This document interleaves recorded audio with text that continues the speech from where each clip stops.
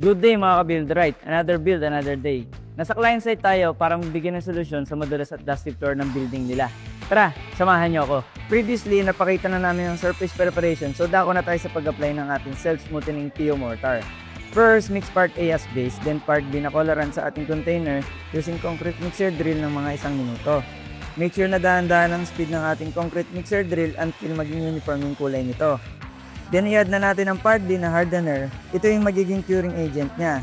Dapat mahina din ang speed pag inalo na sa part A and part B ng mga 1 minute until maging uniform na siya.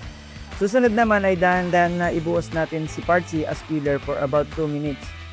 For best practices, dapat may nagmamonitor ng oras when preparing build-rate products para ma-achieve natin ang best results. Isa pa, pag naghahala tayo using concrete mixer drill, make sure na umaabot tayo hanggang bottom at all sides ng container para siguradong nahalo ito ng walang mintis. So after natin makompleto ang 4 parts, yung last is part in na thinner natin para maging maganda ang workability niya pag in-apply. Ayan, pwede na i-apply sa substrate using a notch spreader. Gumamit din ng spike rollers from BuildRite. Then meron itong splash guard para malinis ang trabaho at walang bakas ng talsik sa ating walls. Ang last is wear spark shoes from BuildRite para sa ating mga workers.